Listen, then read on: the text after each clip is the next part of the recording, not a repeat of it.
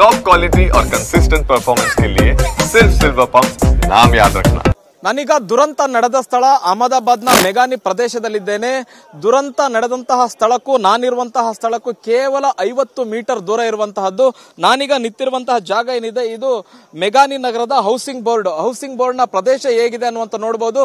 ಯಾವುದೇ ಒಂದು ವಿಮಾನ ಟೇಕ್ ಆಫ್ ಆದಂತಹ ಸಂದರ್ಭದಲ್ಲಿ ನೇರವಾಗಿ ಇಲ್ಲಿಂದನೇ ಹಾರಾಟ ನಡೆಸುವಂತಹದ್ದು. ಇದೇ ರೀತಿಯಾಗಿ ಏರ್ ಇಂಡಿಯಾ ವಿಮಾನ ಕೂಡ 12ನೇ ತಾರೀಕು ಅಲ್ಲಿಂದ ಏರ್ಪೋರ್ಟ್ ನಿಂದ ಟೇಕ್ ಆಫ್ ಆದಂತಹ ಕೆಲವು ನಿಮಿಷಗಳಲ್ಲಿ ಅಂದ್ರೆ ಒಂದೇ ನಿಮಿಷದಲ್ಲಿ ಈ ಒಂದು ಪ್ರದೇಶಕ್ಕೆ ಬಂದು ಅಪ್ಪಳಿಸುತ್ತೆ. ಬಹು ಮುಖ್ಯವಾಗಿ ಈ ಒಂದು ಈ ವಸತಿ ಪ್ರದೇಶದ ಮೇಲೆ ಯಾವುದೇ ಕಾರಣಕ್ಕೂ ವಿಮಾನ ಪತನ ಆಗಬಾರದು ಅನ್ನುವಂತಹ ದೃಷ್ಟಿಯಿಂದ ಪೈಲಟ್ ಈ ರೀತಿಯಾದಂತಹ ಒಂದು ಸಾಹಸವನ್ನ ಮಾಡಿದ್ದಾರೆ ಅನ್ನುವಂತಹದ್ದು.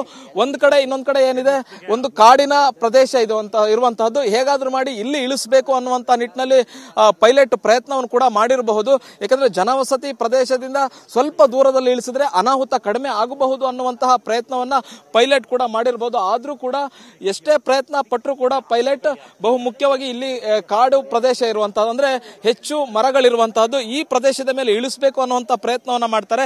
ಆದ್ರೆ ಸಾಧ್ಯ ಆಗ್ಲಿಲ್ಲ. ನೇರವಾಗಿ ಬಂದು ಆ ಒಂದು ಹಾಸ್ಟೆಲ್ನ ಕಟ್ಟಡದ ಮೇಲೆ ಅಪ್ಪಳಿಸುತ್ತೆ, ಮೆಸ್ಗಳ ಮೇಲೆ ಅಪ್ಪಳಿಸುತ್ತೆ.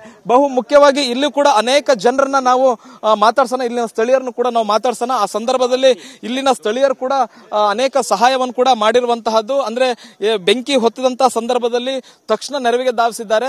ಅಲ್ಲಿ ಜನರನ್ನ ರಕ್ಷಣೆ ಮಾಡುವಂತಹ ಪ್ರಯತ್ನದಲ್ಲೂ ಕೂಡ ಇಲ್ಲಿನ ಸ್ಥಳೀಯರಿದ್ರು. उस दिन क्या हुआ भाई? उस दिन दोपहर को 1 बजे में खाना खा के बाहर निकला था, तभी एकदम से बहुत बड़ा धमाके का आवाज आया. हम लोग 7-8 जने इधर से ब्लॉक में से उतर के नीचे आए. नीचे आके हमारा ग्रुप था तो हम सब भागे उधर. भाग के देखा तो मेज में बहुत सारे लड़के थे, तो 2-4 लड़के चिल्ला रहे थे ऊपर से, बोले कि हमको बचाओ. हम 7-8 लड़के इधर मेघानी नगर गुजरात हाउसिंग बोर्ड के थे, गार्डन के आसपास से. तो हम भागे, अंदर जाके देखा तो लड़के बोल रहे थे हमको बचाओ. हम ऊपर भागे, फिर हमने 7-8 लड़कों का रेस्क्यू किया. उनके ऊपर बहुत बड़े बड़े पिल्लर पड़े थे, कितने के पाँव फंसे थे, कितने आधी बॉडी तक फंसे हुए थे. फिर हमने उधर जाके वो सब उठा के, सभी ने बहुत मेहनत की, बहुत बड़े बड़े पत्थर उठाए, फिर उनको उठा के नीचे भेजा, फिर एम्बुलेंस में उनको ले गए. अच्छा, आप उस टाइम कहाँ पे था? हम अपने घर पे ही थे. आवाज आया, बड़ा आवाज, बहुत बड़ा आवाज है, बहुत बड़ा धमाका हुआ था इधर. अगर ये प्रदेश में गिरा होता तो बहुत जीव हानि होता. नहीं, इधर पड़ा होता तो बहुत नुकसान होता.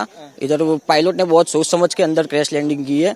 पायलट ने देख के, इधर रेसिडेंसी एरिया है, उस वजह से पायलट ने बहुत समझ के इधर नहीं किया है. उधर ग्रीन सिटी टाइप देख के उन्होंने जंगल जैसा देख के उधर सोच समझ के उधर क्रैश लैंडिंग की है पायलट ने.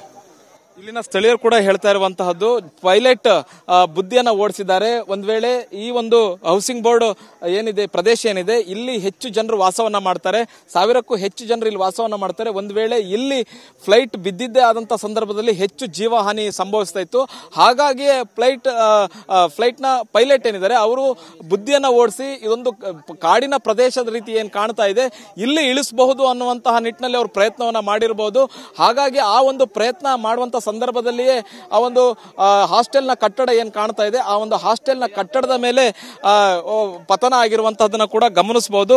ಇಲ್ಲಿ ಈಗ ಸದ್ಯದ ಪರಿಸ್ಥಿತಿಯಲ್ಲಿ ಸ್ಥಳೀಯರು ಕೂಡ ಆತಂಕಗೊಂಡಿದ್ರು. ಆ ಸಂದರ್ಭದಲ್ಲಿ ಇಲ್ಲಿನ ಸ್ಥಳೀಯರುಗಳು ಕೂಡ ಯುವಕರು ಹೋಗಿ ಪತನ ಆದಂತ ಸಂದರ್ಭದಲ್ಲಿ ಹೋಗಿ ಹಾಸ್ಟೆಲ್ನ ಕಟ್ಟಡದ ಒಳಗೆ ಹೋಗಿ ಯಾರಾದ್ರೂ ಬದುಕಿದ್ದಾರೆ ಅವರನ್ನ ರಕ್ಷಣೆ ಮಾಡುವಂತಹ ಪ್ರಯತ್ನವನ್ನು ಕೂಡ ಮಾಡಿರುವಂತಹದ್ದು. ಕ್ಯಾಮರಾ ಪರ್ಸನ್ ಗಣೇಶ್ ಪ್ರಸಾದ್ ಜೊತೆಗೆ ಹರೀಶ್, TV9 ಅಹಮದಾಬಾದ್.